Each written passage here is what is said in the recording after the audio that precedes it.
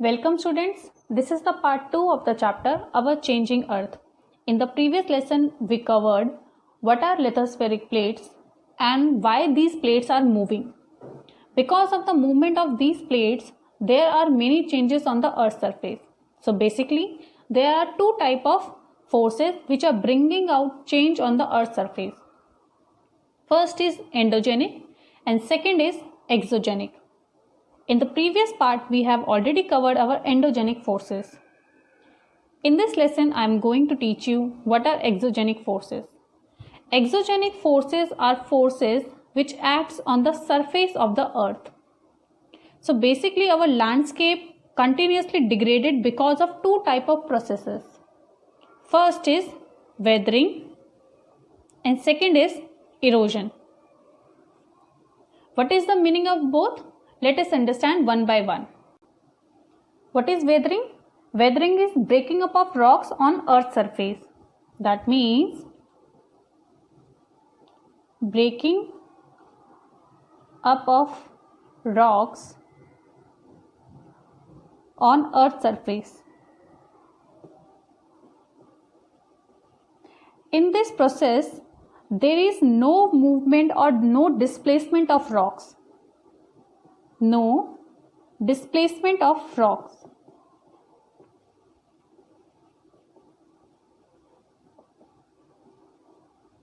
That means जहाँ पर भी ये वेदरिंग प्रोसीजर हो रहा है, फॉर एग्जाम्पल मान लीजिए ये एक रॉक है और यहाँ पर अगर वेदरिंग हो रही है तो ये जो रॉक है ये यहीं पे इसका ब्रेकअप हो रहा है और ये जो रॉक है ये कहीं पे भी मूव नहीं कर रहा है. That means it is not displacing from one place to another place.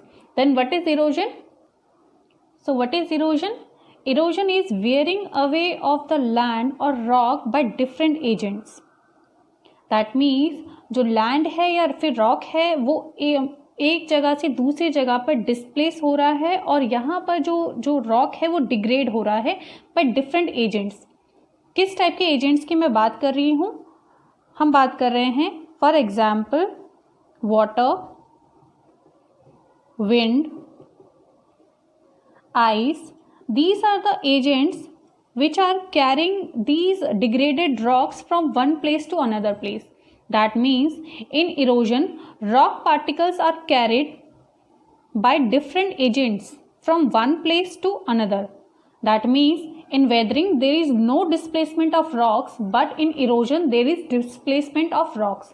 Let us understand with the diagram. Okay, let us understand. मान लीजिए ये रॉक है और रॉक जो है वो वेदर हो रहा है एक जगह पर. जैसे कि फॉर एग्जांपल बहुत ज़्यादा रेनी सीज़न है, बहुत ज़्यादा बारिश आई है, बहुत ज़्यादा गर्मी है, बहुत ज़्यादा हीट है. उसकी वजह से जो रॉक है ये ब्रेकअप हो जाएगा. दैट मीन्स ये एक जगह पर टूट जाएगा. लेकिन जो रॉक है ये एक ही जगह पर है. That means this rock is not displacing. That means this is called weathering. This is called weathering. That means rock is breaking up on the surface of the earth in one place only. That means there is no displacement. But in case of erosion, for example, ये बहुत ही छोटे छोटे इसके जो particles हैं, ये जो river है या फिर आप कह लीजिए कि हवा है, उसकी वजह से ये जितने भी रॉक के पार्टिकल्स, इसके छोटे छोटे पार्टिकल्स हैं, एक जगह से दूसरी जगह पे जब डिस्प्लेस हो गए हैं, इसको बोलते हैं erosion. That means in weathering rock अपनी जगह पर ही वेदर हो रहा है, अपनी जगह पे ही ब्रेकअप हो रहा है. It is not moving from one place to another place.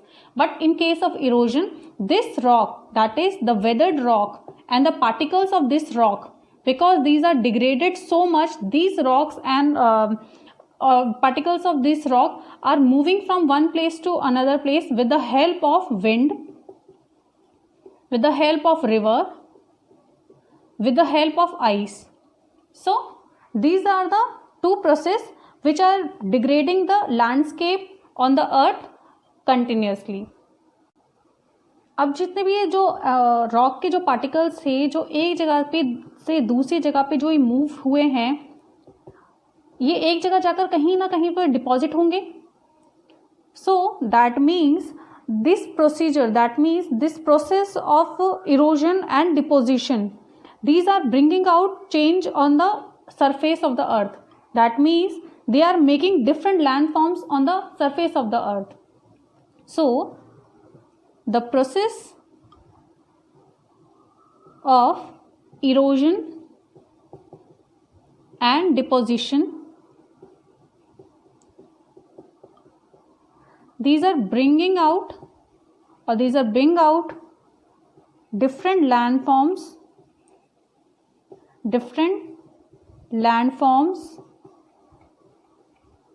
on the earth surface.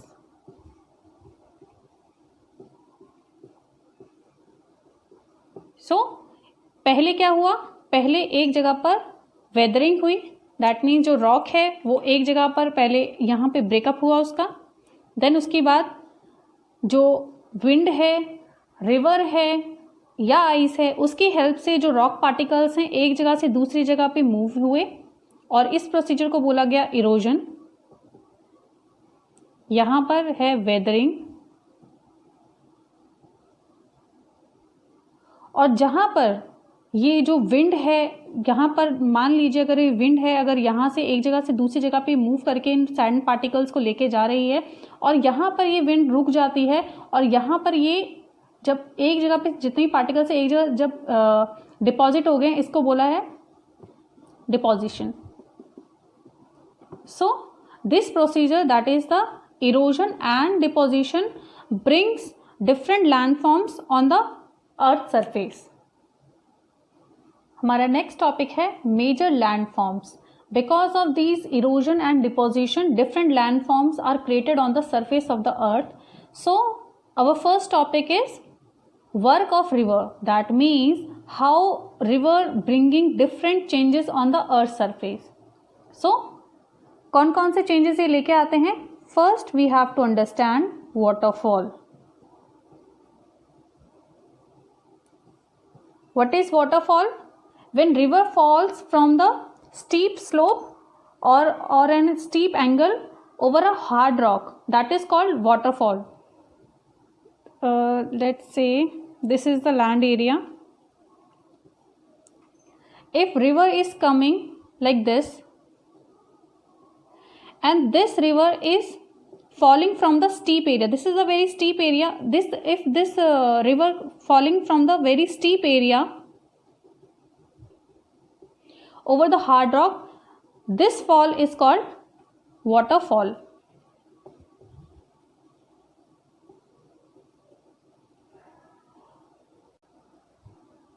अब जब ये जो रिवर है जो इतने स्टीप उससे इसने ऐसे यहाँ से गिर रही है और इसको हम वाटरफॉल बोल रहे हैं, उसके बाद जैसे ही ये रिवर है ये प्लेन एरिया में एंटर करती है, यहाँ पर ये बहुत सारे ऐसे ट्विस्ट एंड टर्न्स लेती है।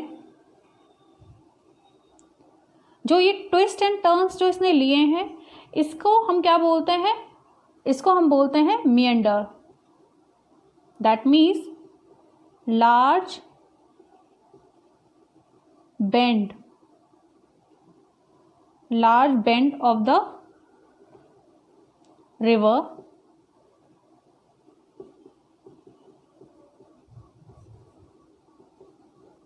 क्या है ये है मिएंडर।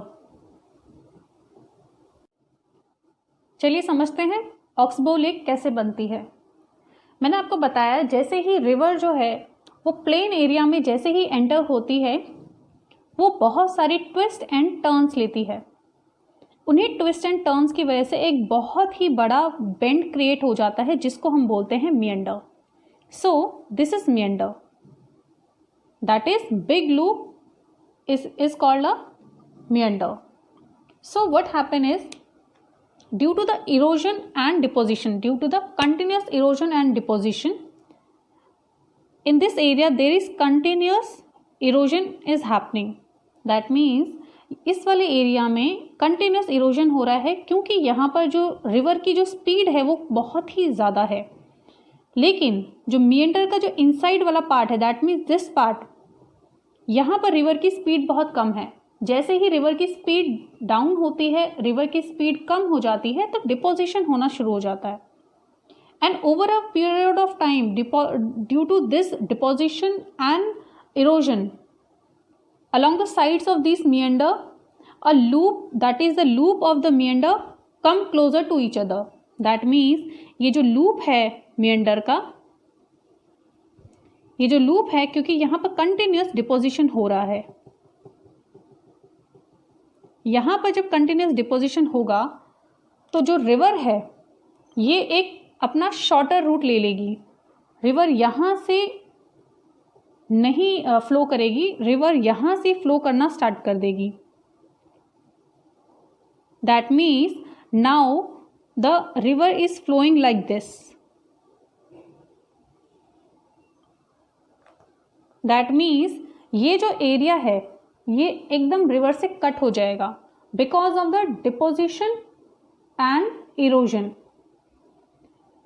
अब जो एरिया जो क्रिएट हो गया है ये, this area is like a lake and this lake, this is cut off lake because this lake is cut from the main river. That is why this river is called cut off lake, and this cut off lake is called Oxbow Lake. Next is floodplain. What are floodplains? What happen is, मान लीजिए ये river है, ठीक है, ये river flow कर रही है. Sometimes due to the excessive water in the river, this river overflows. That means the water of this river overflows in the neighbouring area.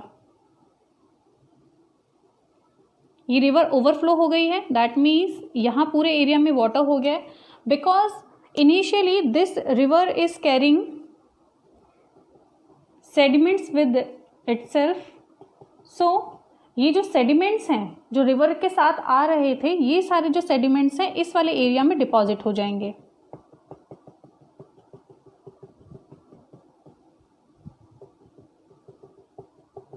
What are sediments?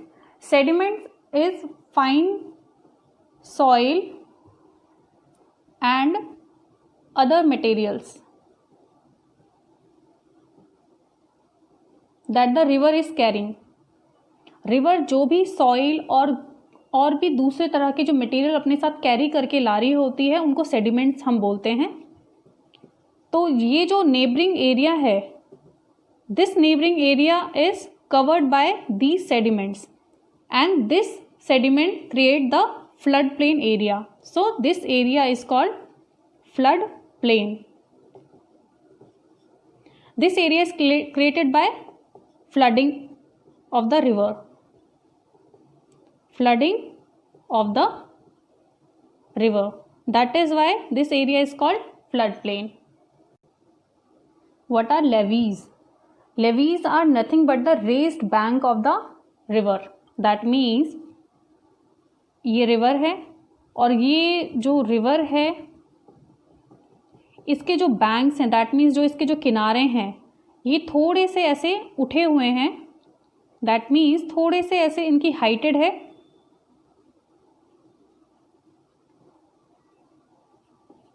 यही जो रेस्ड पार्ट है, that means the raised bank of the river is called levies.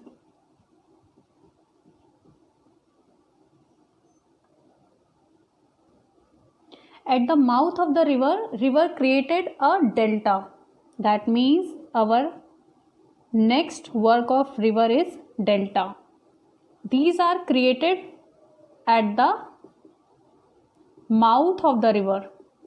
Mouth of the river. Then what is mouth? Mouth is a place or the area at which the river falls into the sea. That means the area, that means for example this is the river and river is flowing like this. और जिस area में ये मान लीजिए ये यहाँ पे ये सी है, दैट इज अ सी और ओशियन, ठीक है. जिस एरिया में रिवर फॉल कर रही है this area is called mouth of the river. Mouth of the river. So ये डेल्टा बन कैसे रहे हैं?